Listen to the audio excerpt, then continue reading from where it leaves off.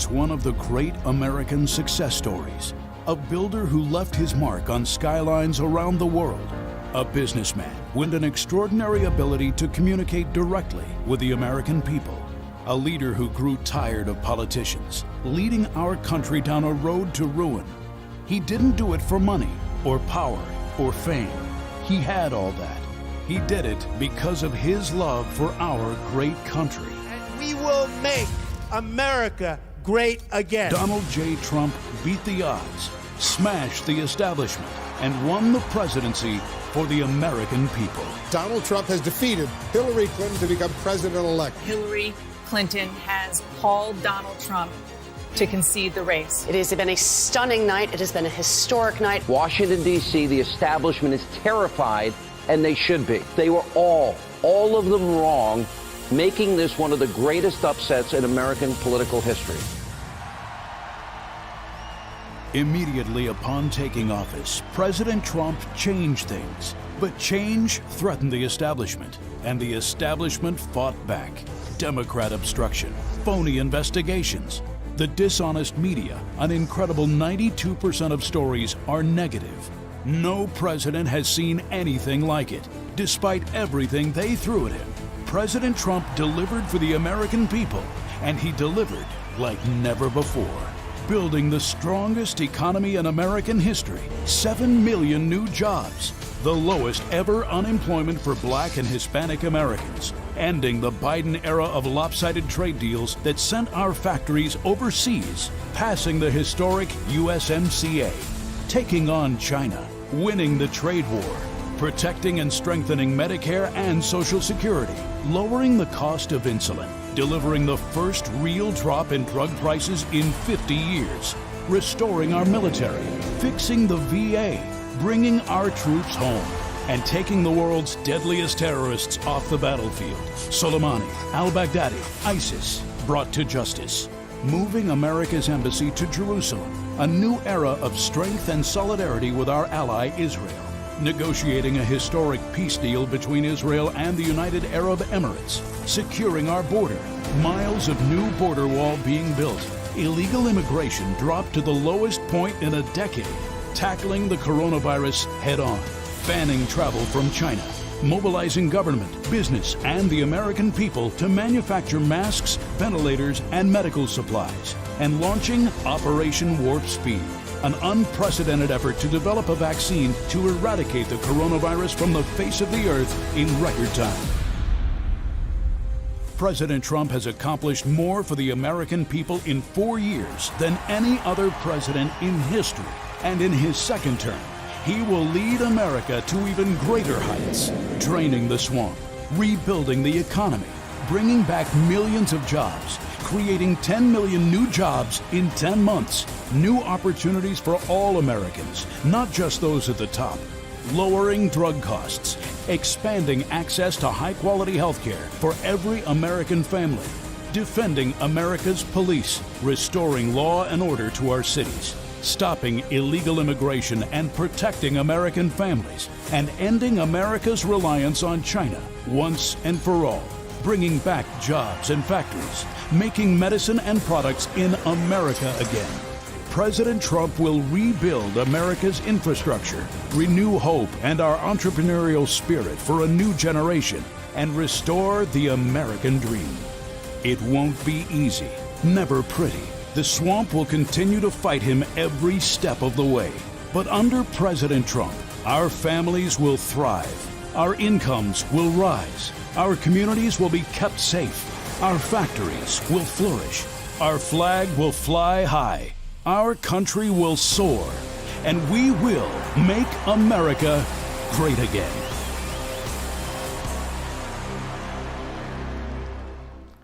And today's the day that we can do that together, brothers and sisters. I'm joined here by Janet Morana in our studios live on this election day. It is already p.m. on election day. Yes. Polls are open across the country, and we've only got hours left until people make this decision. Well, I've been checking in with some of my family and friends, and this morning my daughter and son-in-law up in New York, Staten Island, got up at the crack of dawn. They were the first people at the poll in Staten Island. The first ones? The first ones, and they voted. That's what I used to do on election day. Of course, and, we voted early you know, this they're year. public school teachers, so the schools are not, even if they're partially in and virtual, they're all virtual today because a lot of the polling places, as you know, in New York, they use the schools for the voters, you know? Right. And they said, but in Staten Island, they said, you know, everyone thinks New York is going for Biden. She says, Mom, there's like a fever going on here. It's crazy. She said, I don't know.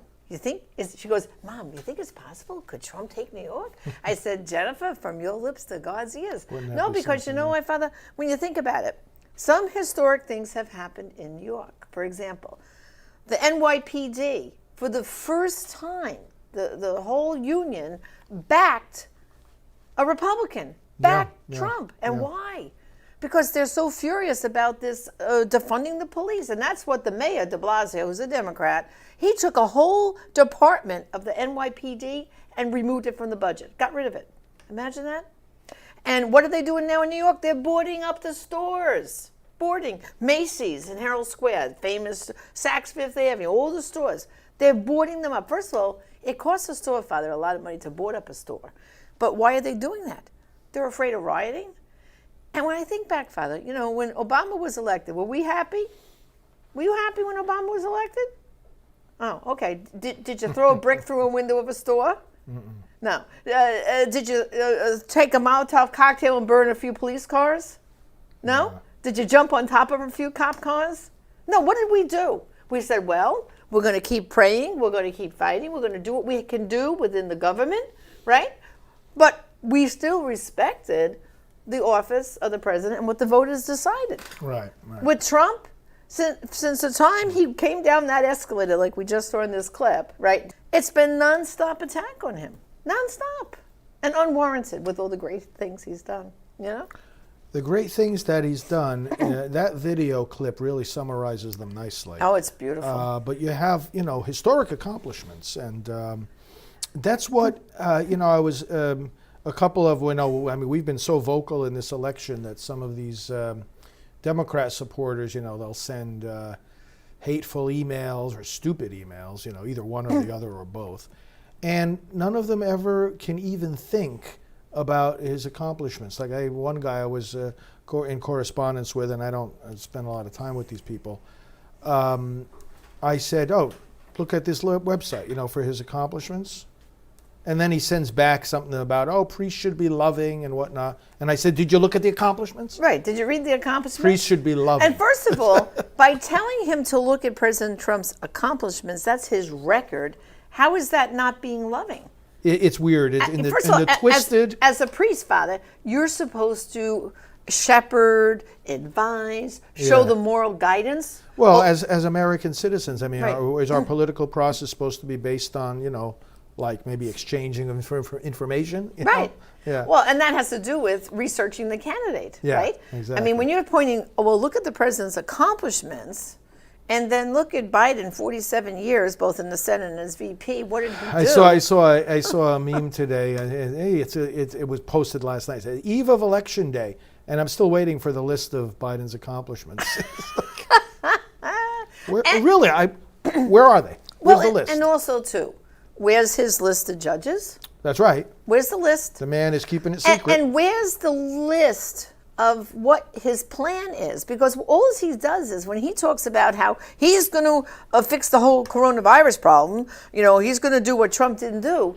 The things he lists he's going to do, Trump has been doing it all along, if not more. There is nothing that President Trump hasn't done. No. It's not just President Trump. Right. You know, people who insult him about his response to the China virus are insulting tens of thousands of people. Right. The same tens of thousands of people, by the way, that Biden would have to rely on. Right. We're talking about medical experts throughout our country. We're talking about business experts. Right. We're talking about experts about schools and children and what's safe for them. We're talking. Does Biden think that he's going to have a different pool of experts to rely on than President Trump has had? This is all such very superficial, silly, shallow thinking. Right. You've got a whole team of people working on this, and nobody could have done a better job. No, not at all. And when you think back to Father in April, talk about being transparent. Remember how Vice President Pence and Trump, they had daily briefings for us, the American people, about every day around 5 o'clock. Dr. Fauci was there and the other experts. And then, if you saw, different days he had different themes going on. Like, of course, he would have these people in the White House. Remember one day he had the head of Walmart, the head of Target, the head of, a whole bunch of chains. And he said, these guys have come together, and don't worry, we know, there's some supplies. So please, everyone, stop hoarding. The trucks are rolling as fast as they can with the supplies. And then another day, he was focusing in on the drug companies. So he had CVS, Walgreens, all those guys. Another time, he had all the drug companies talking about how they're working on warp speed, the vaccine. Right. And now you get all these drug companies cooperating. And then what about Father, where he had a bunch of manufacturer people in, and they retooled their factories in order to make all these respirators. That, of course, he sent up to Governor Cuomo, and they're just sitting in a warehouse up there in New York because Cuomo never even used all the respirators we sent him. Well, now these ventilators are being made for other countries. Yes. We're continuing to produce them, and we're help. sending them out to other countries who don't have the means to make them themselves. That's right. So, I mean, I think it's been a tremendous success. Tremendous. And I just hope everyone watching that you're out there voting. Okay. Well, I think some people are watching us right now on the if their mobile devices, online to vote. If you're standing online to vote, can you send us a little message here? We want to talk to you. And you got a question still? Please send us your question. We'll talk to you. We see the comments right here. Yeah, let us know what things are like out there on the lines that you're standing on. Right. And election day, there's going to be a lot of, I just sent out an email. Those of you that are subscribed to our emails will see it shortly, that I said, election day, just like all through the campaign, the battle is in the mind of the enemy. There are always people want to send these psychological messages and so forth. So there'll be, later on, we'll start seeing the exit polling. We started talking with people who are lined up over here. Listen. We don't know the results of this election until we know the results at the end of the process. That's right. Any information that comes in piece by piece is only piece by piece. You can't get a sense of where the whole thing is going until much, much later in the night. Well, you know what, Father? Everyone forgets too that when we get the results, then this state has this many electoral college votes. Yeah. But that doesn't happen instantaneously. Every state has a commission that has to certify the election, and that usually takes weeks later. And then in December is when the Electoral College meets, where they actually do the actual voting, right? So, everything that happens tonight, the only way we'll get 100% certainty tonight is if we have a real, like they're saying, a red wave. And I think we will. I remember, Ronald Reagan did it, and why can't we do it again? I think it's totally possible. Totally possible. And of course, prayer, as we know, is so important. And one of our other channels right now, besides watching us throughout the day, we're having rosaries, adoration for those, and we're going to repeat your mass, which if they missed this morning's mass at 10 a.m., Father, your homily was like, whew, it was awesome. And we're going to repeat it, and you'll get to watch that again, because there was no doubt, Father, the things you said in that homily. I was like, well, you saw me smiling here in the studio while you were saying the Mass. So it was pretty awesome, really. So Deborah was saying she voted early in North Carolina. That's one of the key states, both for presidential and for Senate. That's right. U.S. Senate. So thank you, Deborah, for that. Now, Deborah, go get a few more people out to vote. Make sure. Praying, fasting, thanking God. Yes, indeed. A lot of prayer and fasting going on. That's today. right. Electionprayer.org is our election prayer site, right? So that's important. Let's see. Karen voted early. Trump red wave, she says. And so Karen is saying she lived in a third world country for 6 years. Socialist country. So people who came from socialist countries, they know that this is a bad direction to go in. Right. Yeah. Bad direction. Well, and I think that's what's so incredible about here in Florida, down in Miami-Dade County. There are so many Cubans that live there that their families had escaped the communism of Castro. Yes. In fact, our wonderful Senator Marco Rubio, before the president spoke the other night, he introduced the president and he reminded everybody of what his family went through, and this is why we don't want to go down this road. Yeah, you know? no, exactly. Now, there are people, now we've seen such a resurgence, not a resurgence, it's been intense all these 4 years. It's a movement. It's not just a campaign that President Trump has started. It really is a movement. I mean, look at, even in Beverly Hills, California the other day, wasn't there a big Trump rally? There was one in there's New York City. And in Washington, D.C., in what they call the Beltway, there was a whole big, what they call the Trump train, all the cars with the flags and everything. And of course, here in Florida, Father, how many boat parades? We're surrounded on. I blessed one of them. I said That's the opening prayer for the boats. Yeah, so there's a lot of support.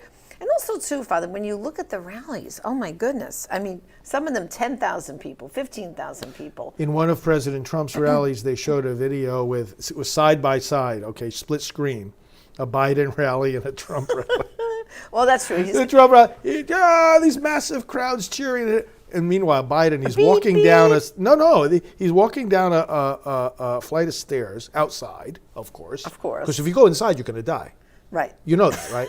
If you don't have a mask on, you're going to die in about 5 minutes after. Oh boy. This is what these people think. It's fear. The fear. You die in 5 minutes if you don't wear a mask.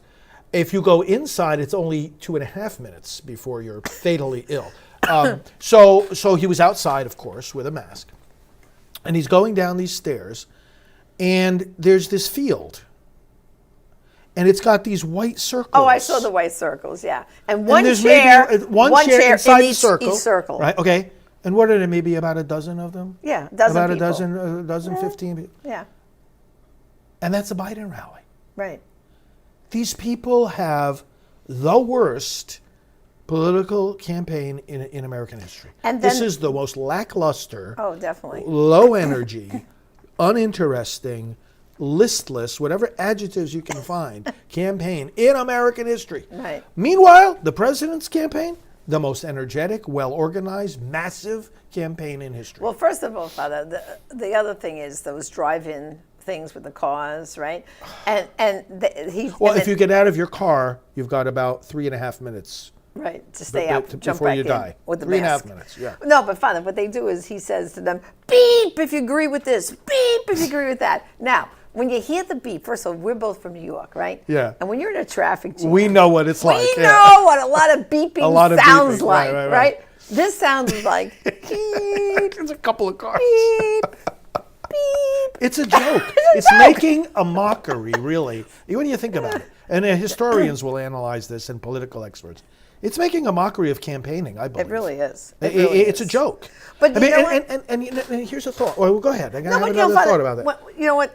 With all this craziness, what it's doing is psychologically, it's hurting the American people. Yes, it is. Because there is a whole bunch of people right now that are afraid to go out. Yes. They're afraid to go out. These Democrats. I saw someone jogging in my neighborhood the other day with a mask on. These by Democrats himself, seem to no think, one near him. Yeah. No. These Democrats and people like Erlen Jimenez Rodriguez, they seem to think that the virus is like in every particle of the air. We've got like this worldwide crisis. Yeah. You go out and it's everywhere. You just you're immersing yourself in it. No, listen. The way that these people would run the country, right? Okay, the way that these people would run the country, you want to know how they would run the country? look at how they're running the campaign. That's right. Right. Everybody's going to be locked down, masked up, and Yeah. paralyzed. And paralyzed. Look at Amy's comment. Amy, God bless her. She says, I'm medically fragile and have been to both Disney and Trump rally, and I survived. She survived. COVID. You know, they got the little emojis laughing. With the tears coming out of their eyes. God bless. Yeah, it really is. It's hilarious, really. These people, they make a mockery. First of all, I can speak from my own experience, all right? I was with my sister-in-law, okay? We went to the very first conference that opened up in Orlando, right? I mean, everybody was socially distanced at this conference. We were exhibitors. Everybody was spaced apart. She and I shared a hotel room, double-bedded room. We were together for 5 days. On the 6th day, we were checking out to leave. She woke up that morning and said, oh, I feel so sick. I feel feverish. I said, well, come on, we'll pack up. I'll drive you home. So now I was with her for 5 days, Father. Then I drove her home. Sharing a room, too. Sharing a room, sharing the same bathroom, the same shower, the whole 9 yards. And I get her home safely. The next morning, she goes to urgent care. They did a flu test, negative. They did a COVID test, positive. She was positive for COVID. And everyone's pointing at me going, oh, my God, Janet, now you're going to get COVID. You were with her for 5 days, shared a room. Yeah. Right? So I waited a day or two, and I went for the test, negative. And I said, well, I called some doctor friends of ours. And he said, well, to be safe, don't go to the office, stay home and quarantine at home for the full 14 days. Then go on the day 15, go back and get another test, which I did, which was negative. So I never got COVID. And yet here I was in such close contact. For days on end. For days on end with No. someone. People, that's why it makes me laugh.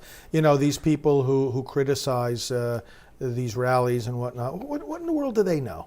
Right. What in the world do they know? They act as if they have some kind of X-ray vision. Oh, I can see. Look, there it is. I can see that virus traveling from this person to that person. Oh, there it goes. This is ridiculous. Yeah. So, look, we have to get beyond this paralysis. We do. These And- Democrat governors are doing a terrible job. The children, Father, it's harming the school. Well, you were a teacher. Well, no, in I was a public school. teacher in New York, but my daughter and my son-in-law, they're currently teachers up in New York. Teachers. Currently Okay. teachers. All Now, right. now here's the irony.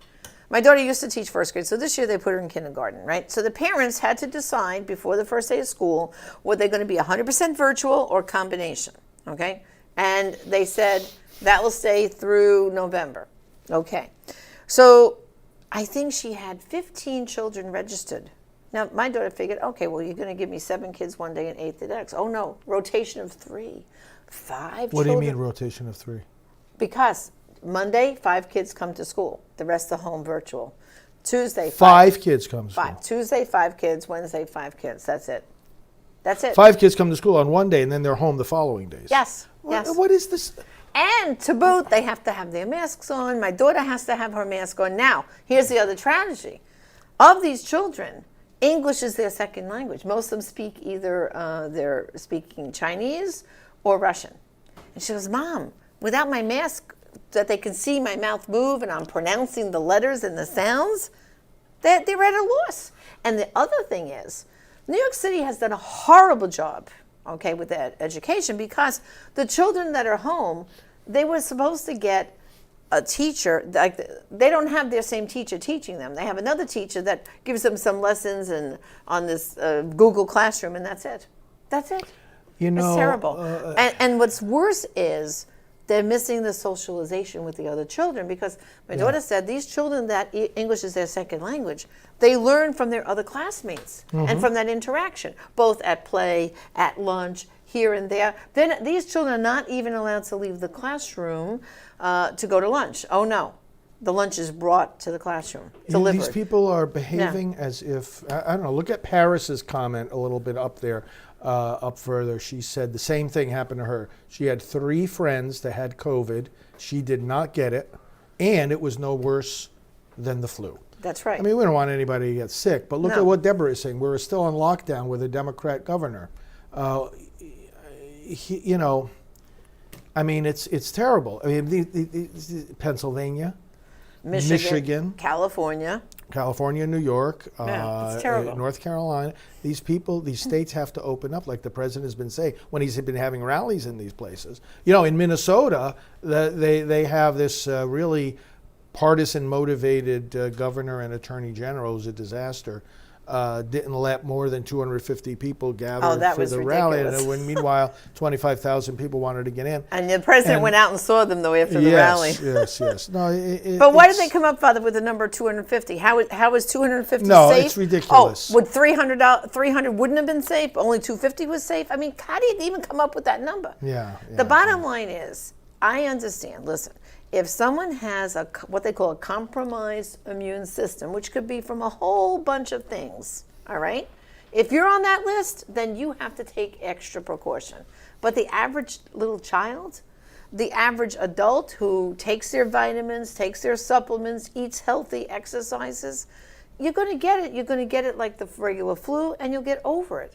I mean, that's really the story. And this other thing about the numbers going up is another false thing, because they're not realizing. You know why we have more numbers? Because we're doing more testing than ever before. That's the reason. Yeah, and places where things go up, they come back down. I mean, this is not like, there's this doom and gloom mentality that has taken hold of these Democrat leaders. Doom and gloom. Biden himself, we're in for a long, dark winter. You know? I know. Yeah, that's the kind of optimism we need in a president. No thanks. No thanks. No thanks. So people are brainwashed. Paris is commenting that California, they're out there, and she said that people here are brainwashed. Yeah. I have family members out there too, and I have to say, you're right, Paris. They are brainwashed. It's like they drank the Kool-Aid. I say because they're on such a lockdown mentality, afraid to go out. I mean, children really, they need to go back to. The president's right. Go back to the classroom. Go back to school. We know what they're doing too up in New York. If one COVID case comes down in a school, just one, whether it's the teacher or a child, the school shuts down for two weeks. See, and it's not just the president. People that want to use this as political arguments against them, that's the president. There is a national plan for the reopening of the schools that has been put together with 145 other national plan documents that have been implemented. The plan for the opening of the school was created with the input of tens of thousands of pediatric experts. Right. So these shallow-minded Democrat voters that want to just criticize the president about COVID and COVID, you have an argument with these tens of thousands of pediatric experts? You want to talk to each one of them and get their input? They've already given their input, is the point. And the president is the president. He's got lots of people working behind him. Yeah. Yeah. And I mean, someone just said that they have a medical condition and that's why they're isolated. Believe me, like I just said, if you have a medical condition, of course we expect you to stay home and take the precautions. Oh, like my parents. Father Frank's parents, they're in their mid-80s. In New York, Up in New York, in Westchester County. Your mom has a myasthenia gravis, which is a serious illness. She hasn't left the house other than they take her to the doctor and back home again. Mm-hmm. They have their groceries delivered like so many other people do. And that's it. I mean, take the precautions that are reasonable. That's right. Reasonable precautions, Reasonable, not unreasonable. Exactly. So, so Janet, what advice do we have? We've got some people, I'm sure, that are online for voting right now. Mm-hmm. Be patient, right? Yes, be patient.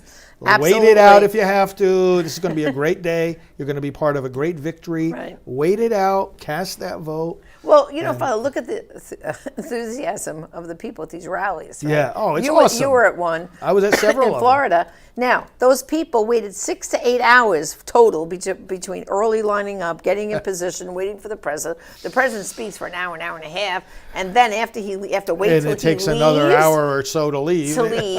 So they were waiting up there. They were 6, 8, 10 hours. The whole day. And nope, not a complaint. Cheery, smiling, everything else. So waiting a few hours to vote. That's the least compared to waiting for a rally. That's right.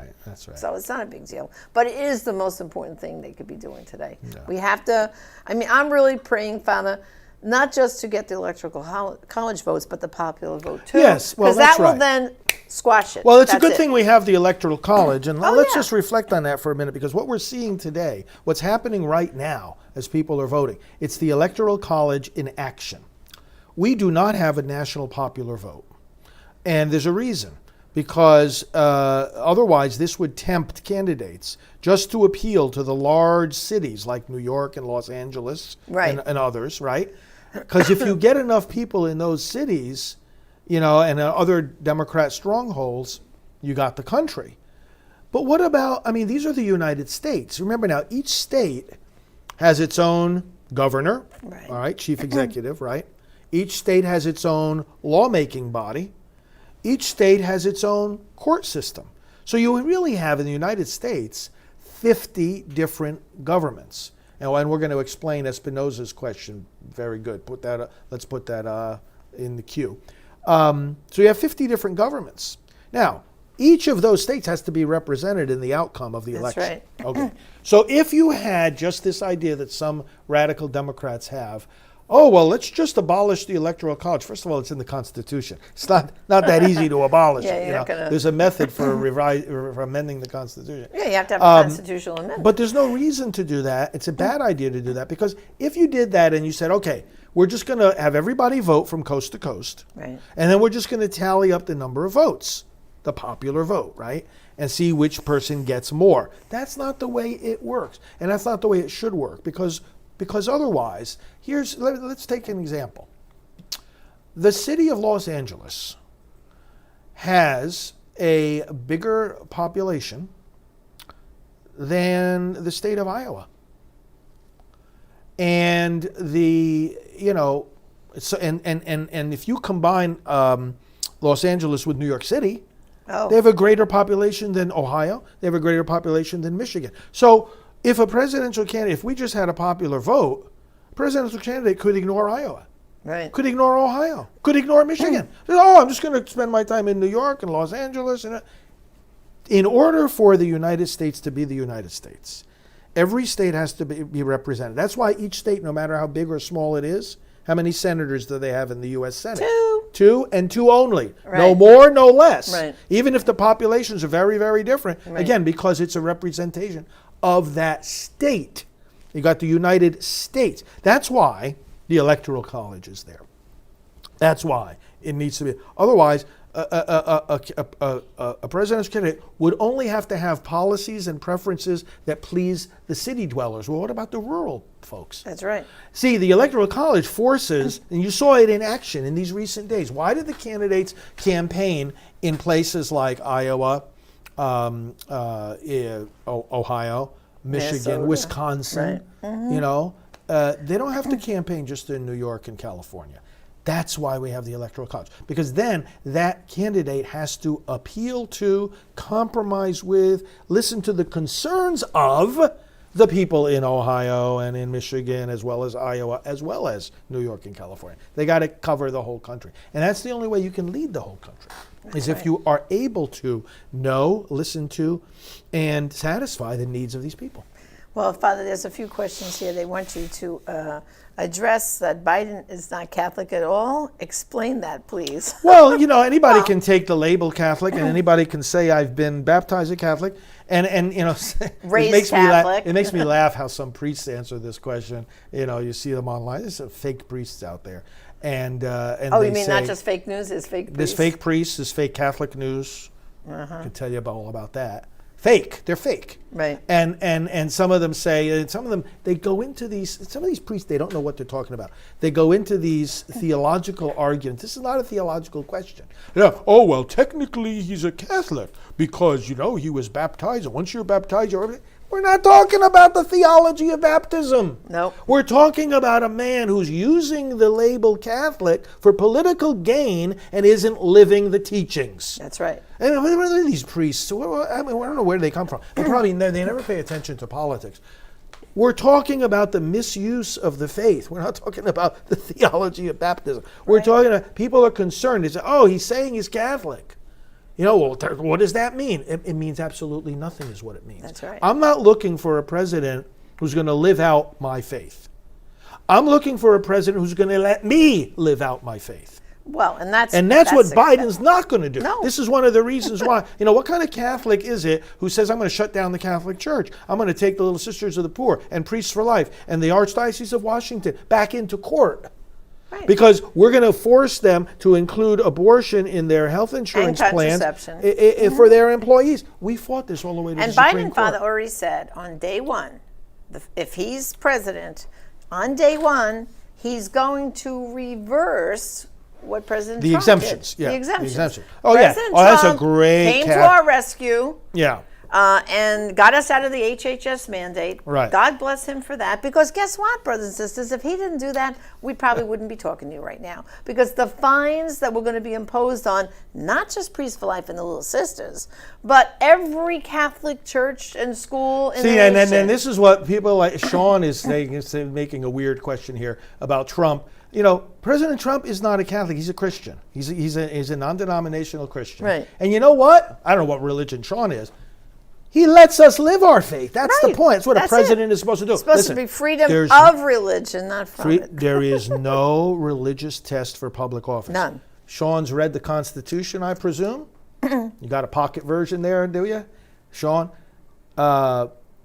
Article 6. What does Article 6 say about a religious test for public office? It There can't. shall not be one. There shall not be one. So we're not asking. We're not even asking the question. It's Biden who's bringing it up. That's He right. wants to tout around. Oh, he finds comfort in the rosary. Okay, Mr. Biden, in which mystery do you find the justification for chopping babies' heads off? Right, Is killing it the babies. third glorious mystery? Is it the fifth sorrowful mystery? Where do you find, which rosary mystery, when you meditate, do you get the inspiration from Almighty God and the consolation of Well, your and Catholic Father, the faith joyful that you should mysteries- shut down the church? The joyful mysteries, right? We have the Annunciation. Jesus was an unborn child too. Yeah. Well, no. See, this is ridiculous. It's not we that are bringing up the Catholicism issue, and I don't bring it up. I respond to the others who bring it up. He brings it up. Oh, I was with the Pope. Do you know what being with the Pope means? It means only one thing. You have a picture with the Pope, a video with the Pope. I have a picture with the Pope. I worked over there at the Vatican. Right. And you were over there too. If Trump were to, he was just blocked. Bye bye. If he were to be in the presence of the Pope, okay. First of all, it would mean nothing. And secondly, if there was a picture of him with the That's not an with the Pope, endorsement. all it means is that the camera worked. That's right. It's an endorsement of the camera, is what Exactly. it is. It's not an endorsement of the person Father, who's with people the Pope. don't realize, first of all, he was the vice president of the United States. Yeah, the Pope has to- right. And he was vice president for 8 years. So there could have been a time, a moment, where representing Obama, he went over to the Vatican, and when Well, that's someone... exactly what happens. And the head of state comes there, they get a meeting with the Pope, and the camera's there, and they snap a picture. Well, because he's a head of state too. Right, but I'm not a head of state. You're not a head of state. We've had pictures taken with the Pope because a lot of times you get to go to these audiences and they're there clicking like crazy. You don't in order to get a picture with the Pope, you don't fill out a questionnaire. As to whether you accept the teachings of the church. No. So anyway, the whole thing A is picture with the ridiculous. Pope means It means zero. Zippo. The Zippo. But the point is, that they try to misuse their faith to get votes. It's fake. Exactly. It's all fake. Right, it Especially when, first of all, it wouldn't be right even if you were observing all the teachings. Right. But he's not. He's not living out the teachings. He's not protecting these babies. He's not protecting freedom of religion. He's not protecting America. And, But Father, it really doesn't matter what religion they are. It doesn't even matter about their personal lives and their past. What I look at is not the personality, but the policies. The policies. And the policies of Biden, 47 years, first of all his years in the Senate, he always voted 100% with the abortion lobby, pro-abortion votes all the time, 100%. And look at President Trump, his record. It's 100% pro-life, all the great things he's done. All his policies, when I look at them and measure up to them, I say, well, that's what I want. So it's not the personality, it's the policies we're voting for, really. That video was great at the beginning. I know. When we look, President Trump keeps his promises, number one. That's right. He's Promises made, promises He's not part of the swamp. He's not a politician. He's not. That's one of the key reasons why people voted for him and are voting for him again today. He's not a politician. Right.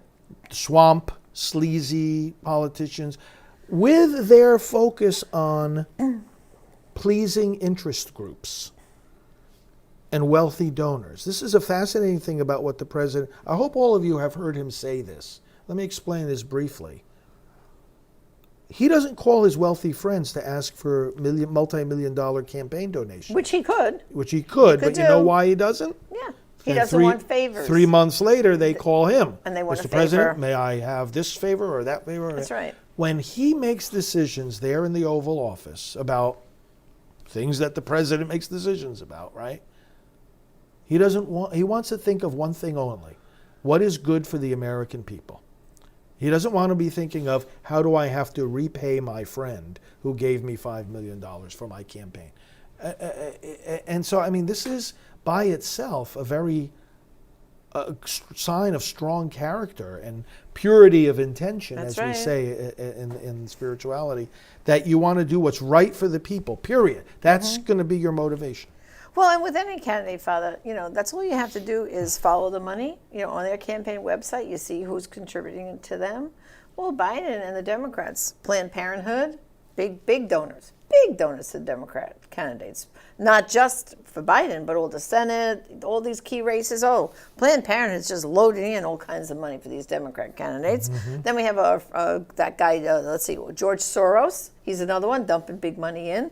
And Bloomberg, former mayor of New York, multimillionaire, he's dumping money in. And there's some races where he's targeting Bloomberg to get rid of certain people. I mean, the amount of money that they're dumping into South Carolina is ridiculous. It's in comparison to the population, everything. It's crazy. And you can just see they have an agenda and they're targeting and they're dumping their money in. It's terrible. It's not dollars that get counted tonight, though. No, it is votes. Dollars, That's right. votes. It's votes. It's votes. So let's make that red wave, okay? Yes, Red wave yes. across the country. And now, of course, the Democrats, they're trying to call it a red mirage now already. Well, you see, that's because they're afraid of losing. Right. They're afraid. They're afraid because they see the Republicans are outperforming expectations in early voting and voter registration and in the ballots, the mail-in ballots. Republicans are outperforming, and so if the Democrats don't have enough of a lead in the early part of the voting, which is expected, Right. normal, then they won't be able to overcome the surge that happens like right now as we're speaking, the Right. surge of voters that vote on election day, which Republicans tend to do. So it's all very good signs for our side. And this is why they're already putting out ads and talking points that, it's a mirage. Listen, if people went out to vote, it's not a mirage. It's not a mirage. It's real. reality. It's the reality. Yeah. Oh, Father, let me I'm Yeah. wearing the shirt, Yes. and let me show everyone. Because, we've been, the most important thing, like we're saying, is prayer right now. Prayer. Pray for the election. Pray for our president. And so here at Priest for Life, we've got a nice online store, and we have a whole bunch of different T-shirts. You can check them out. But this is the one our staff is all wearing today. And it says, pray for 45, President Trump, the 45th President of the United States. You can just go to prolifeproducts.org if you'd like to get the Pray for Trump T-shirt. And it's really, it's a great message. I know we were outside our office. Our staff is all wearing them today. We took a picture. We put it on social media. And the cars going by were all beeping their horns and giving us the thumbs up. So pray for Trump. And Father, I just want them to reflect a little bit about the 45th president. Do you remember the day before the inauguration? We were at that evangelical service, and this minister got up and preached. And he said, ever since I heard that, Father, as you know, I keep repeating it because it just struck me so. He said, well, brothers and sisters, we have amidst us now an Isaiah 45 president. Now, of course, you know Scripture better than me. So Father right away was going, oh, yeah. And I'm saying, what's he talking about? He said, and then he went on to explain.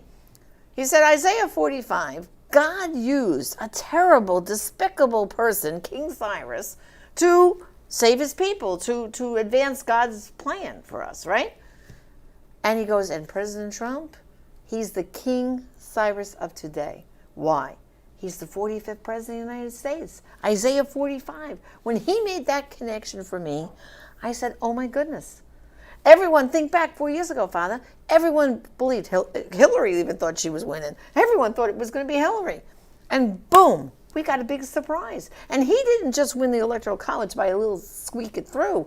He got over 300 electoral college votes, and you could see it was right. It was the hand of God. And one of the ministers told you, what did the president say the night he was elected? What did he attribute to his success, Father? The prayers. He said it's the prayers. The prayers did it. Yeah. But see that connection to me, Father. Isaiah 45. Well, the idea is That's that King like- Cyrus was not part of the chosen people Israel. He Right. was not part. Now, we're not making that comparison with President Trump. He's not despicable or faithless. No. He's a faithful Christian. Right. You know, he is. And people don't realize, if they just listen to the fake news, what a nice guy he is. Right. Generous, humble, faithful, and all the rest. But the comparison was being made is like someone you would not expect to be so good to God's people, letting them go free from these oppressive mandates, these oppressive. Well, look at all these policies. Look, do people realize that the president has taken action and supporting the children's right to pray in school? Right. That was taken away from us decades ago by the courts. And it was by one woman, an atheist woman in the 50s, brought that and fought, and they took prayer out of the schools. It's terrible. Bible reading, 10 Commandments. Right. President Trump is bringing back the freedom of religion, even to us as priests and clergy, to preach from the pulpit. So the comparison is, somebody who people don't tend to think of as a highly religious person doing more for people of religion than their own leaders are able to do. So that's the comparison with King Cyrus, letting the people, he let them go back after the Babylonians had swept them into exile, because then Persia took over the Babylonian Empire. Cyrus was in charge. He said, these people we took into exile, he says, those who want to go back, go back. Right. Go back to Jerusalem. In fact, here are the sacred vessels for the temple. Rebuild your temple. And it's like President Trump is saying the same thing to us. He said you should have freedom to preach, freedom to pray, freedom to exercise your religion. The government should never say that you have to when choose. When you say rebuild, Father, that's exactly what he's trying to do. He's trying to rebuild our nation back to what the founding fathers established. Yes. And not all this other stuff that's just not respecting what our country was founded on. That's right. We're a republic. And so God bless President Trump, and I'm just praying for a huge landslide tonight. And I think if you all get out there and vote and get all your like-minded friends out there, we can do it. We can do it. We sure can. That's right. right. We are doing it right now as we speak. Exactly. Oh boy. So any more questions for now? Let's see. Oh yeah, put prayer back in public schools. I wish all schools, The other thing too, Father, he's in favor of is school choice. School choice. School choice, which the church is very much in favor of. Right. Yeah. Yep. And tax credit. He wants families who by their choice, send their children to private school. Right now, you don't get any tax credit for that. Okay? You're not sending your child to public school. Okay, and you're spending all this extra money because you want them in either a yeshiva or a Christian school or a Catholic school. So you're spending thousands and thousands and thousands of dollars every year to make that happen, because you don't like what's going on in the public school, with the president saying, well, those families should get a tax credit. Yeah. I mean, I know these are the kind of things he's working on. Well, he's working on so much. How about we play that clip again? Because it's when you go into the specifics of what he has done that you really realize, how can we not have 4 more years of this administration? No, because he's going to keep going. And I want to show you that clip again, because also, here's the thing about it. He has accomplished these things not with the cooperation, but with the active opposition of the media. Right. And the active opposition of the Democrats. They have not, there was no, a lot of times when a president is elected, historically, especially when it's of a president where it's a new party that's occupying the White House, so there's this transition. There's what's called a presidential honeymoon. Right. You let the man settle in to his job, his new responsibilities, his new way of life. He never had a honeymoon, And Father. the Democrats did not allow the presidential honeymoon this time. They were actively already, they had been spying on his campaign. And they were trying to impeach all caught. him from Biden and Obama were involved, Clinton. They were spying on his campaign. And they were already planning, how to undermine the presidency. And remember how the Democrats, 70 of them, boycotted the inauguration. We were there. We saw the empty chairs. We saw the empty chairs. Yeah. And that is being childish. It's childish. So childish. America provides for peaceful elections. And a peaceful transition of power. Right. And this is your new president. And you won't even go and respect the office of the president? They're you let an empty chair they're there? Children. It's just like they were clawing at the doors of the Supreme Court. Oh, that was ridiculous. When Justice Kavanaugh was confirmed. These Democrats are out of control. That's why the president says it's out of control. This choice today is a choice between a party that believes in America and in the principles and in the processes, civil, law and order, versus a Democrat Party that is completely out of control. Right. I mean, this is just factual. You didn't even hear not one of them condemning the riots. Not one. Biden can't seem to condemn Antifa. He says, "Oh, it's just an idea." Yeah, an idea? What? No. Real protesters. When somebody gets hit in the head with a baseball bat, it's not an idea. I mean, this is bad. This is really bad. That's terrible. Really bad. Yeah.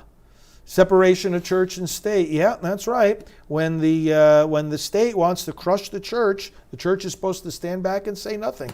In the minds of some of these people are sick. Well, first of all, they're misusing the term separation of church. They don't know. They're ignorant. They're ignorant as well as sick.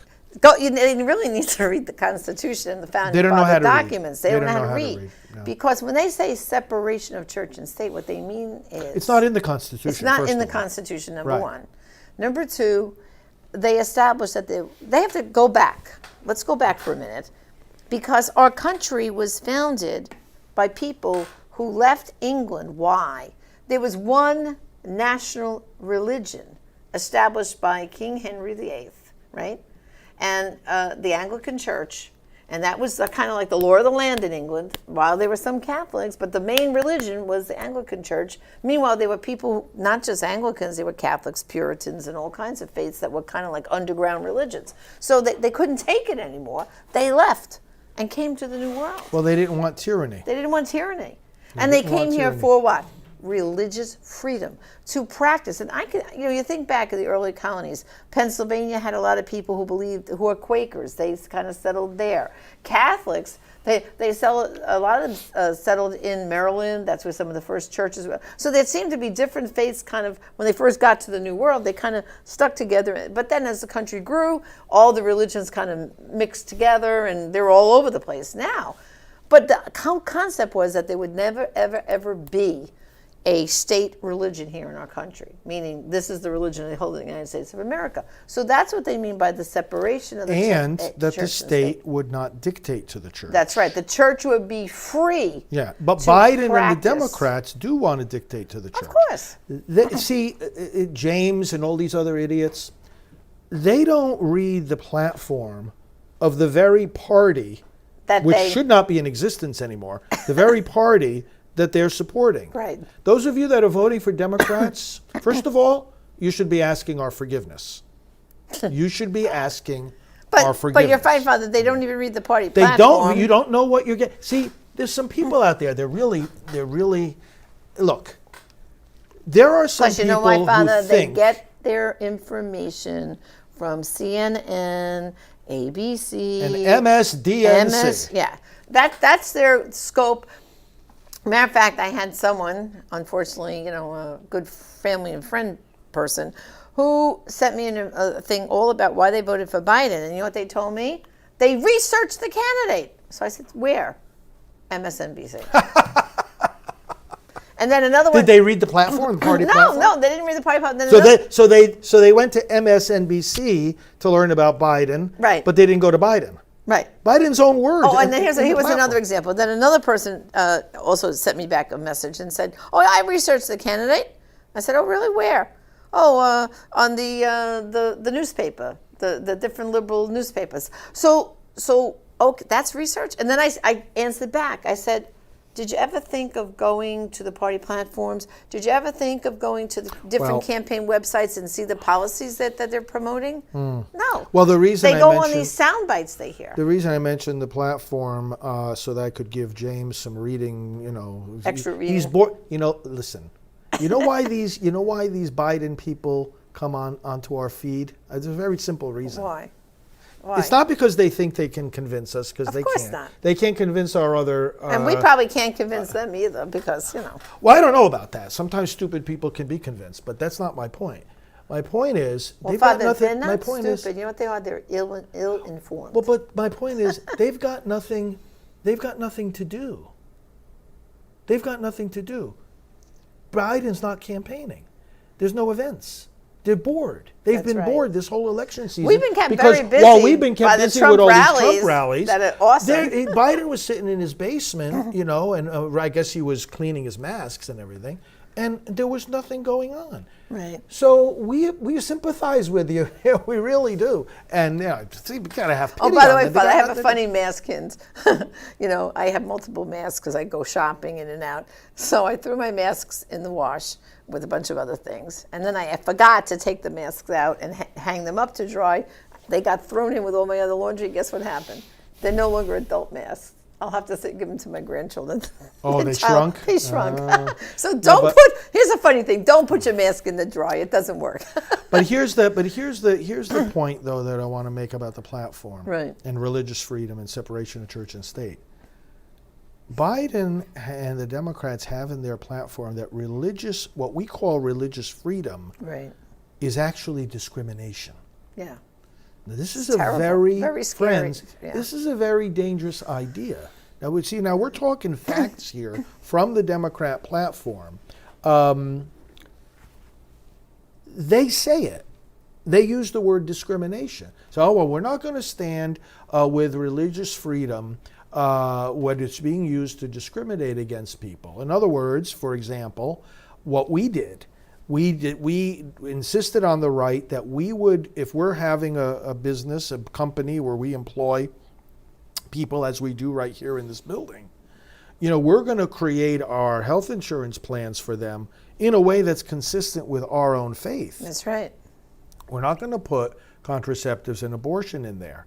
Now, that's not discriminating against people that want to get contraceptives or early abortions, because they can get those anyway. That's right. They don't have to. First of all, nobody's forcing them to work for us, and secondly, even if they do work for us, it's not like you can't get contraceptives on every street corner. So it's like, what is the discrimination? We have to now. If you don't let us live our faith, that's where the discrimination comes in. That's right. You're not letting us conduct our business affairs according to our own faith. We're letting you do so, but you're not letting us do so. The same with Jack Phillips when he wouldn't bake the custom cake for a gay wedding ceremony.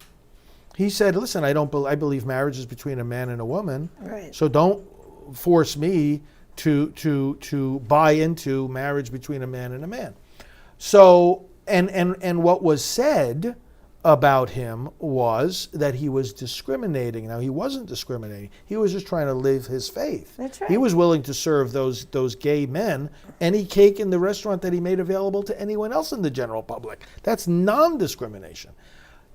But what I'm saying is, when that's in the party platform of a major party, religious people have got to take notice of that. You got to take notice. And see, the thing is, Father, there wasn't like there were no other bakers in that town. Of course that could have baked their cake. They targeted him. He was targeted deliberately. Yeah. Deliberately. No, because Father, they don't believe in religion. There's an important question here. Richard's been asking. Richard Carlucci. Gee, I wonder if you're related to my friend Patty Carlucci. But anyway, he wants to know, Father, that what are your thoughts on Archbishop Vigano's regarding his 2 letters to President Trump, and what he says about the chair of PETA as he leans towards support for Biden? What? Well, the Archbishop Vigano is a great guy, and he has expressed strong spiritual support for the president, and also made it clear that this election is not just an election, It is a conflict between good and evil. So the Archbishop, in fact, he mentioned about the deep church as well as the deep state. There are people who are Father, wait, because I didn't understand his question there. He makes it sound like Vigano was supporting Biden. No. No, that's not what he was saying. No, that's Vigano's supporting Trump. That's what I thought. So Yeah. yeah. So. But speaking of, I want to show that video again. Do we have that clip again? Because the accomplishments of the president are really, really astonishing. Let's take another look. Get out your pencil and paper and jot a few thoughts down while you watch this. It's one of the great American success stories. A builder who left his mark on skylines around the world. A businessman with an extraordinary ability to communicate directly with the American people. A leader who grew tired of politicians, leading our country down a road to ruin. He didn't do it for money or power or fame. He had all that. He did it because of his love for our great country. And we will make America great again. Donald J. Trump beat the odds, smashed the establishment, and won the presidency for the American people. Donald Trump has defeated Hillary Clinton to become president-elect. Hillary Clinton has called Donald Trump to concede the race. It has been a stunning night. It has been a historic night. Washington, D.C., the establishment is terrified, and they should be. They were all of them wrong, making this one of the greatest upsets in American political history. Immediately upon taking office, President Trump changed things. But change threatened the establishment, and the establishment fought back. Democrat obstruction, phony investigations, the dishonest media. An incredible 92% of stories are negative. No president has seen anything like it. Despite everything they threw at him, President Trump delivered for the American people, and he delivered like never before. Building the strongest economy in American history, 7 million new jobs, the lowest ever unemployment for Black and Hispanic Americans, ending the Biden era of lopsided trade deals that sent our factories overseas, passing the historic USMCA, taking on China, winning the trade war, protecting and strengthening Medicare and Social Security, lowering the cost of insulin, delivering the first real drop in drug prices in 50 years, restoring our military, fixing the VA, bringing our troops home, and taking the world's deadliest terrorists off the battlefield. Soleimani, al-Baghdadi, ISIS, brought to justice. Moving America's embassy to Jerusalem, a new era of strength and solidarity with our ally Israel. Negotiating a historic peace deal between Israel and the United Arab Emirates. Securing our border. Miles of new border wall being built. Illegal immigration dropped to the lowest point in a decade. Tackling the coronavirus head-on. Banning travel from China. Mobilizing government, business, and the American people to manufacture masks, ventilators, and medical supplies. And launching Operation Warp Speed, an unprecedented effort to develop a vaccine to eradicate the coronavirus from the face of the earth in record time. President Trump has accomplished more for the American people in 4 years than any other president in history. And in his second term, he will lead America to even greater heights, draining the swamp, rebuilding the economy, bringing back millions of jobs, creating 10 million new jobs in 10 months, new opportunities for all Americans, not just those at the top, lowering drug costs, expanding access to high-quality health care for every American family, defending America's police, restoring law and order to our cities, stopping illegal immigration and protecting American families, and ending America's reliance on China once and for all, bringing back jobs and factories, making medicine and products in America again. President Trump will rebuild America's infrastructure, renew hope and our entrepreneurial spirit for a new generation, and restore the American dream. It won't be easy, never pretty. The swamp will continue to fight him every step of the way. But under President Trump, our families will thrive, our incomes will rise, our communities will be kept safe, our factories will flourish, our flag will fly high, our country will soar, and we will make America great again. Wow, I mean, I love it. can I watch love it, that love again it. and again, and this is what's motivating voters to go out today and vote That's for right. President Trump. People That's in the right. pro-life movement know that he has done more for our movement than any other movement. Especially, Congress makes laws, and he understands that. That's why we've got to get the House back. We've got to get the House back, and we need 60 U.S. pro-life senators. The day when we have a pro-life House, 60 pro-life senators, and a pro-life president, that's the day we make my progress goodness. in federal Big legislation progress. on Big. abortion. Right. But what is in his control is to cut off money from the abortion industry. And a lot of so many people, including some watching right now, just don't understand how this works. But he has protected $8.8 billion in global health assistance, the Protecting Life in Global Health Assistance program that his administration has instituted, has done more than any other administration to protect our taxpayer dollars. $8.8 billion from going to abortion overseas. That's right. Reinstituting that and expanding it. And moreover, the UNFPA, the United Nations Population Fund, taking money away from that precisely because of abortion. He has been, and on the state level and on the federal level, in Title X, he forced Planned Parenthood to drop out of that $60 million a year program. Father, he by has done executive more. order, everything he can do. Everything is in his power. That's in his power to get money away from Planned Parenthood and the rest of the abortion industry. So now we need a pro-life legislature to take it the rest of the way. But let me reflect on something here in this election, on this election day, and I'm sure many of our viewers right now will resonate with this. We have right now in this country, right on this day of decision. And we're going to pray with you, brothers and sisters, and we're going to take a break, and then Janet and I are going to be back at 3:30. But I think we will also play that funny. We're going to play the funny one from last time, because people don't be distracted by the mainstream media. They're fake. Fake news. They're fake. News. But listen, the thing I want to observe here. It's like two different alternate realities. Right. This is not. There's something happening here, and I think, friends, that you will agree. There are two alternate realities going on here. It's not just disagreement. When there are disagreements, when we were growing up, I remember, my brother and I used to watch the political conventions, and those were the days when the nominee was actually chosen at the convention, right. You didn't know who it was going to be going into it. So, how is it that we've got these alternate realities now? At that time, you would have political disagreements. Right. And people could talk to each other about the disagreements and actually persuade each other. And people who are talking about the disagreements would look at shared information and say, well, what did this candidate do about, this is what he did. Oh, okay.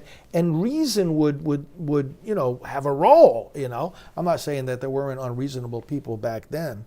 There were. But now we have two alternate realities. Right. It's so bad. Some of the people, even sometimes that come on here because they don't have any Biden rallies to watch, they come on here and it's like we say, look what the president did. 145 different documents of plans that were executed to deal with the virus. And in their alternate reality, he had no plan. Right. Now, you see, you could disagree on something, but you can't have two alternate realities. Either he had a plan or he didn't have a plan. But he's had a plan. He had a plan. He implemented it. Right. You can't say he had no plan. But here's the problem: they keep saying it, and they believe it. They believe it. Here's another thing. I'm some idiot this morning, and I use that word consciously and deliberately. I know exactly what I'm saying because he's an idiot. He came on Facebook. And he said, this was I think after my homily. I gave it, like you said, I gave a pretty hard-hitting homily this morning, and not like anything anybody's heard in their churches, I guarantee you. And this guy says, so I duly noted, racism now is okay with the Catholic Church. No, Where it's does not. that come from? but no, it's not. But you see, what in his deluded mind, President Trump is a racist. He's not. My goodness. And you know where they get this? They get this from things like, for example, early on in his presidency, he instituted restrictions on travel. Okay. In the simplistic, shallow, deluded, lying, false, and fake Democrat way of thinking, he excluded Muslims from the country because they're Muslims. Okay, now let's just take that idea, that alternate reality idea. Oh, Paris is asking, what's a homily? Sermon. It's a Catholic word for sermon. I was preaching. So thank you for asking. So it's okay. So it's this idea. Okay. So because he banned Muslims, he's racist, right? Okay.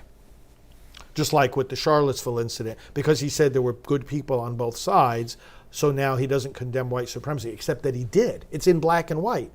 So again, he was talking about peaceful people on both sides. So again, you've got these alternate realities. You can disagree with how he assesses things, but you can't have a different set of facts. Okay? So, here's the thing. The travel restrictions were based on what? The Attorney General, the Homeland Security, Department of State, the President himself. Brothers and sisters, they evaluated 200 nations. And they said, before we let people into our country from yours, we want to make sure that they're not coming here, Frank, to do harm to our country. Frank, you're not here to do harm to our country, are you? I hope not. We can't let you in if you are. Okay, so people come here to do violence. People come here to blow things up. People come here with terrorist intentions.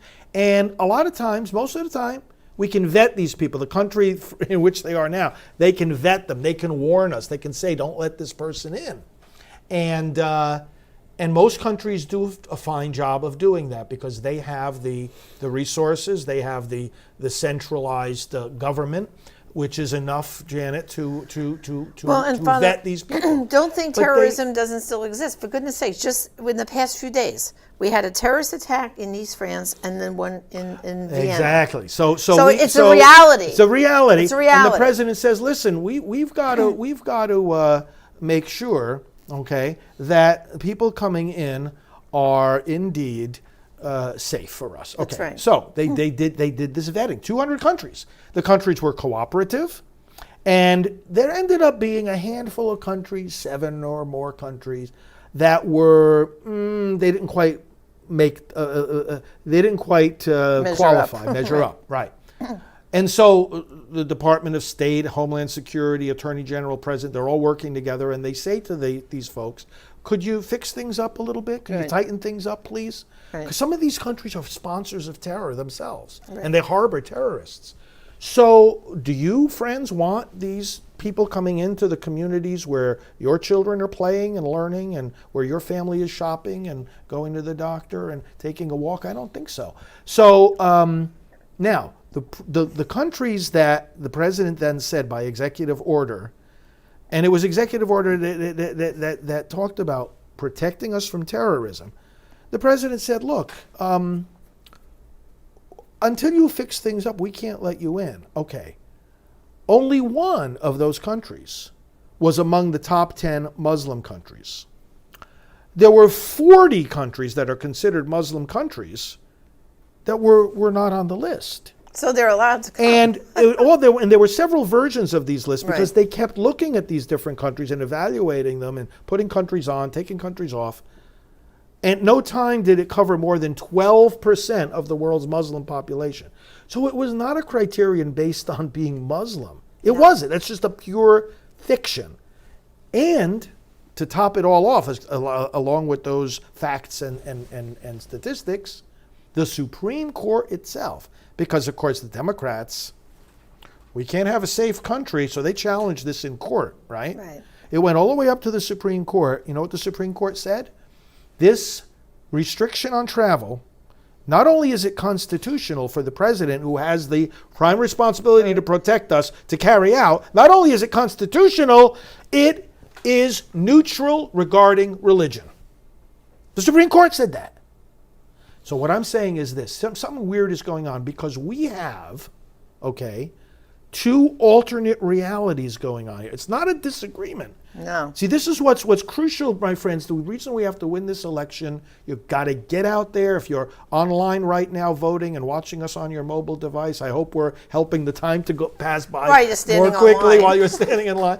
Get out there and get others out there to vote. Be a pest. Today, people have to be a pest. Normally, we don't want people to be a pest. Today, we want them to be a pest, right? Pest. Right. Pest. Pester. Get people out there. So, I always said, get out your Christmas card list and call every darn one of them. Right now. Do it now. That agrees with you politically. Right. We all have some relatives who are on the other side, but, the ones who get it, call them and make sure they're voting. But don't you see this too, Jan? We've got it's two alternate realities. It's not people looking at the same set of facts and learning. It's people who are, he's a racist, he hates Muslims, he's keeping Muslims from the country. To the point where it's even going to the highest echelons of the Democrat Party, where Biden and Harris are saying these things in the debates in front of tens of millions of Americans, where they've been completely debunked. These are alternate realities. And it's like, no, you can't have a country like that. In the debates, how many times did they bring up this white supremacy nonsense again? Where he's condemned it. Condemned it over and over. I wanted to, when they finally asked it, like on the third time again, I wanted to yell, asked and answered already. Stop already. But they keep repeating it. You go to a search engine online. Oh, my goodness. You type in white supremacy, Donald Trump, whitehouse.gov. You'll see in black and white the speeches in which he condemns white supremacy. So how on earth can a person of goodwill ask, why have you not condemned white supremacy? The answer is they're not of goodwill, and I don't think they're of sound mind. Well, because they don't research, they don't look. And they don't care to. Right. And this is like the guy I was telling you about, Roy. He's another one. I'm going to take these. You know what? These people they're doing harm to our country. These partisan Democrats, they're doing harm to our country. Mm-hmm. And today is not the last day of this battle. They're not going to hear the end of it from me. This is a promise. Those that are on the track of increasing the killing of babies, destroying the borders of America, trying to rewrite our history, trying to rip up our Constitution, I'm going to make a promise to them right now. They say stupid things to me. They say stupid things to us. Let me give you a promise. You're never going to hear the end of this. Never. You can move to South Africa if you want. You can move to I don't care where. You will never hear the end of this. This is a war, and they're not going to hear the end of it, at least from me, and I know from tens of millions of other patriots too. Because listen, those of you that are part of this MAGA movement, I just have one more thing to say, and then Janet, you can say what you want. We'll show that video. Listen, friends, MAGA is a movement. This is not just a political campaign, and it's not just about Donald J. Trump, our president. It is a movement for America. And this movement is going to be pushing forward and continuing on the Trump train. Okay, I love that term. That's is right. going to be continuing on past this election. No matter what the result is, I believe he's going to win. But this movement continues on. We're not going to be silenced. We're not stopping. We're not slowing down. Quiet. We're not going to be quiet. And we are, because this is about this country. That's right. We're going to save and preserve this country. And this movement is barreling is the word I was looking for, barreling forward right after this election day into next week, next month, next year. Democrats, they can do what they want. And here's my final part of this thought. If any Democrat at any level of government wins election tonight, they have not won. And what do I mean by that? What I mean is, it's like the battle between pro-life and pro-abortion, which is very much this election as well. That's right. It's not a choice, as I always have said for years in the pro-life movement, and I see it also in this election. It is not a choice between pro-life wins or pro-choice wins. The fact is, if pro-life doesn't win, nobody wins. Right. Pro-choice people, pro-abortion people, they think if they get a victory for abortion, they think they've won something. They think they have a reason to smile. They think they have a reason to celebrate. They don't. I know. Because that thing that they have mistakenly supported hurts them. Right? If they That's get right. an abortion, if their child gets an abortion, Oh, we deal with the damage. We deal with the damage all the time. So in other words, if pro-life doesn't win, nobody wins. Well, I say the same thing today about President Trump and the Republican Party. And this is not dogma. This is just an assessment of the way things are today, right? Things could change, in the future. But if the choice is not Trump wins or Biden wins, the choice is not the Republicans win or It's the a Democrats life and win. death The choice, choice is, Janet and brothers and sisters, that unless President Trump and the Republicans win, nobody wins. Nobody wins. There is no such thing as a Democrat victory. You know why?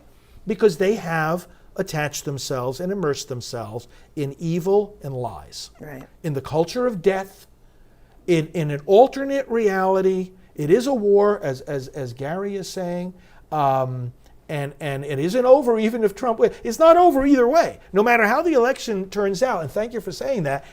This train keeps barreling forward. This movement keeps battling forward. Patriotism and the fight for America keeps battling forward. And in fact, it's going to get stronger. Can you imagine the backlash against the people that'll be motivated to work for their children and their country against these Democrats? Absolutely, no question about it. So there's no such thing. There's nothing to celebrate, in other words. Let me put it this way. There is nothing to celebrate about a Democrat victory because they've latched on to evil, and evil is destructive. Well, Father, the minute, so a couple of years ago when Cuomo and the other cohorts were there applauding when he signed the bill making abortion legal in New York up to birth. And up to that point, it was only legal for the first 24 weeks, which is still abominable. But now they were all applauding themselves for doing such a great job. They were damaging themselves. Exactly, because they dehumanize. They dehumanize themselves because they dehumanize that unborn child. Yeah. We deal with, through Rachel's Vineyard and Silent and More, the women who regret their abortions, Yes. who've been damaged physically, psychologically, emotionally, spiritually. I mean, it's terrible.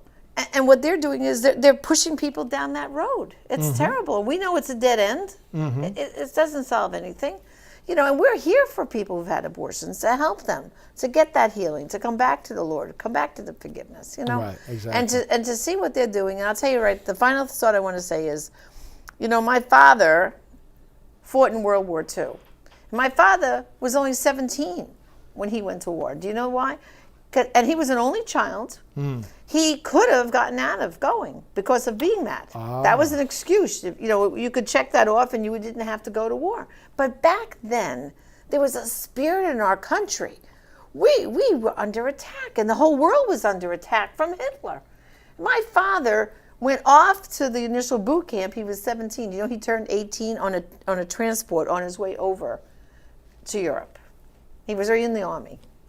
And my father fought under General Patton, and he walked as a foot soldier with a rifle next to a tank division from the south of France all the way up, and he fought in the Battle of the Bulge. And my father always taught us, from the time I was a little kid, the respect for our country, for the flag.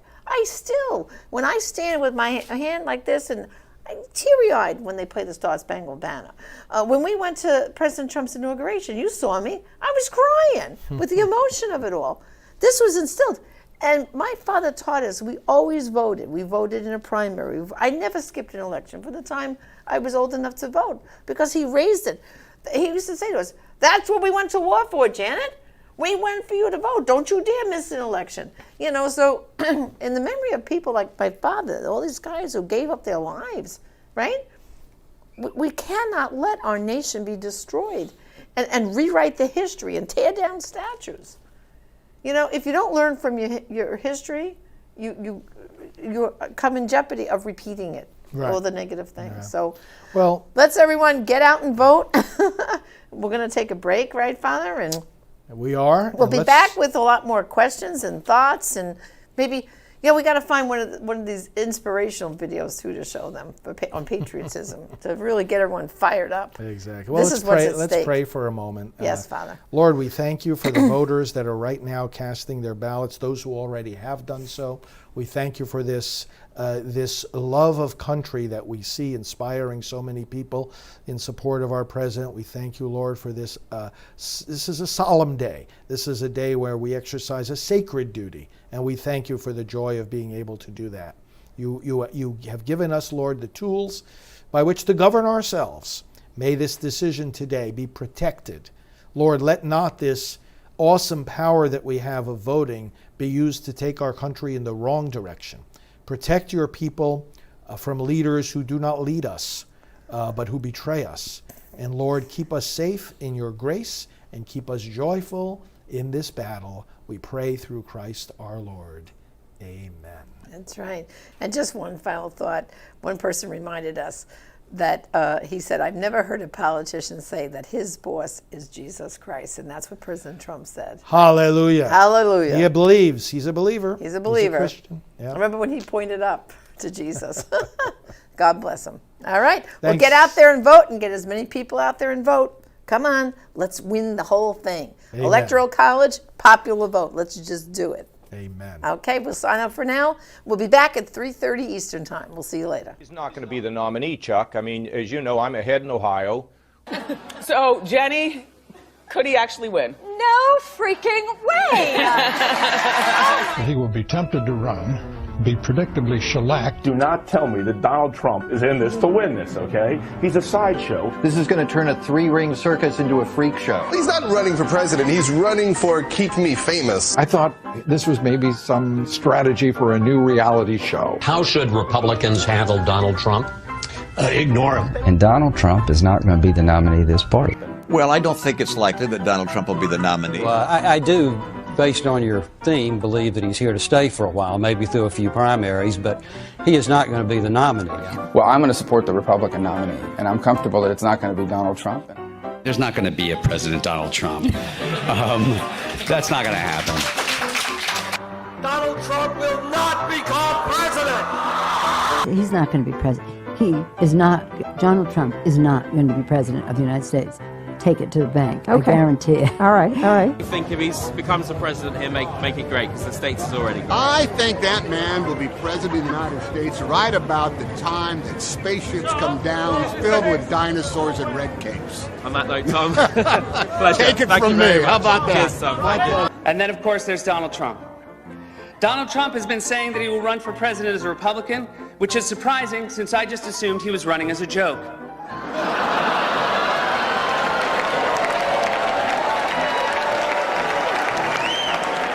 Donald Trump, just last week, he confirmed to the National Review that he is again considering a run in 2016. Do it. Do it. Look at me. Do it. I will personally write you a campaign check now on behalf of this country, which does not want you to be president, but which badly wants you to run. So when you stand and deliver that State of the Union address, in no part of your mind or brain can you imagine Donald Trump standing up one day and delivering a State of the Union address? Well, I can imagine it in a Saturday night skit. I continue to believe Mr. Trump will not be president. He will never be president of the United States. And we better be ready for the fact that he might be leading the Republican ticket next. I know you don't believe that, but I want to go on. Sorry to laugh.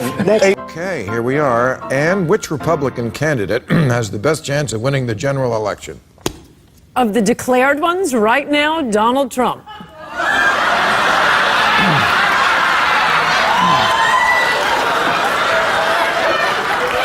And so, right now, Mr. Trump, to answer your call for political honesty, I just want to say, you're not going to be president, all right? But come on, buddy. All, let's say, cow poo-poo aside, there is zero chance we'll be seeing you being sworn in on the Capitol steps with your hand on a giant golden Bible. I'll make a prediction, though, for you. And I don't really get into predictions much, but this one I'll go way out on a limb. Donald Trump will never, ever be president of the United States. That Trump should not be in this race. He's an absurdity. He is a travesty. Donald Trump will never be elected president of the United States. Donald Trump is a here today, gone tomorrow candidate for president of the United States. Donald Trump is not going to be president of the United States. Ever respectful of the fact that the people have not voted, he's not going to be president of the United States. Let's be clear. Donald Trump will lose the election. I mean, he had a really good chance to be different and really have a chance to change things, but he doesn't do the work. He's lazy. We talk about him every day, and we continuously bash him. He's not going to be the president. Don't worry about it. Exactly. It has to be a wake-up call to the Republican Party. Despite Boris thinking that Donald Trump could win New York, like this, the presidential race is over. Could I just cut through? I have one thing to say, one thing only, and that is that this race is over. Tomorrow morning, the money will dry up. The Republicans will start to hide. Trump has no place to go. This race, effectively, as of tonight, is no longer a presidential race. I mean, everything I know about presidential politics, and I've been through 5 of them, I've never seen one like this. This race is over. You might as well accept it. And the question now is, how do you minimize damage? And the only way you can do that, it seems to me, is to try to grab hold of some old conservative value things and do what Mondale did in '84, which is try to save a few people down ballot. But as far as Donald Trump's concerned, it will never, ever, ever happen. President Obama will go down as perhaps the worst president in the history of the United States! Exclamation point at real Donald Trump. Well, at real Donald Trump, at least I will go down as a president. Our new NBC News SurveyMonkey poll is out today. It puts Hillary Clinton up by 10 points over Donald Trump. And this is not the first poll since the conventions to give Clinton a double-digit lead. This is actually the 4th.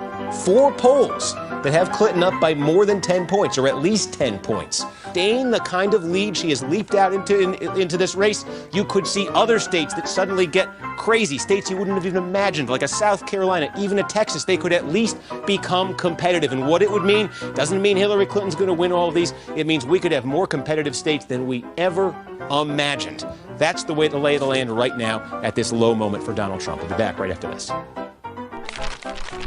We are back with David Hundo P. Clough, the man who says Hillary Clinton has a 100% chance of winning. So that means that no scenario that we could lay out to get Donald Trump to 270 electoral votes is something he would buy. So we thought we'd get David in here to look at those scenarios that the Republicans are talking about, citing them as a potential path to victory, and explain to us why they are not just implausible, but impossible. And if you look at Wisconsin, the Marquette poll came out yesterday. She's up 6 points. She's up 4 points in our polling in Pennsylvania. If she keeps those together, all she needs is New Hampshire, and she puts the race away, and she's up there. Well, so for again, them, the whole Colorado. For them to look at fortune, and it is true, fortune favors the bold. But if the Comey bomb didn't get them where they need to be, that really is the question, right? It's it'll be interesting tomorrow night. I think when Hillary Clinton wins, that Donald Trump will have lost this election from the very first day he announced. If the numbers bear out what we're seeing thus far, Hillary Clinton will win Florida. And the delicious irony in this is that Donald Trump will have been kept from the White House by a big, beautiful brown wall. And CNN projects Donald Trump will carry the state of Florida, Kentucky, Indiana, West Virginia, Oklahoma, Tennessee, Mississippi, South Carolina, Alabama, Kansas with its 6 electoral votes, Nebraska with its 5 electoral votes, and Wyoming with its 3 electoral votes, North Dakota with its 3 electoral votes, and South Dakota, Texas, Arkansas. He has now taken the lead. Donald Trump has 128 electoral votes. Louisiana, the state of Montana, Missouri, Ohio. He has 167 electoral votes compared to Hillary Clinton's 109. Idaho, North Carolina, Georgia, Iowa, Utah, Wisconsin, Arizona. But we should really just take a moment here and look at this. Pollsters predicted that Hillary Clinton was going to have not just a victory, but that she was going to win an electoral landslide. Not only is that not happening, It is entirely possible that Donald Trump is truly redrawing the map the way that he said he was going to. It was Donald Trump versus almost all the experts, and as of right now, it looks like Donald Trump was right. Donald Trump has defeated Hillary Clinton to become president-elect of the United States. Sorry to keep you waiting. Complicated business. Complicated. This is not the outcome we wanted or we worked so hard for. And I'm sorry that we did not win this election. I love this country. The shockwaves from Donald Trump's victory continue to be felt across America and around the world. Donald Trump wird der 45. Élu Donald Trump, President-elect Donald Trump. Everyone was wrong. The backlash begins. Some magazines are facing big embarrassments today. Newsweek had already shipped out this cover, Madam Secretary, but quickly had to change it to this, President Trump. Please raise your right hand and repeat after me. I, Donald John Trump, do solemnly swear. I, Donald John Trump, do solemnly swear that I will faithfully execute. That I will faithfully execute. The office of President of the United States. The office of President of the United States. And will, to the best of my ability. And will, to the best of my ability. Preserve, protect, and defend. Preserve, protect, and defend. The Constitution of the United States. The Constitution of the United States. So help me God. So help me God. Congratulations.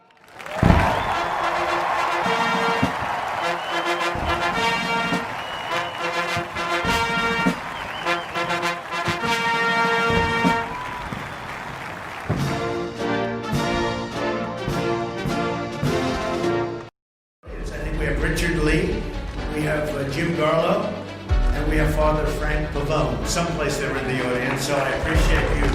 I appreciate you being.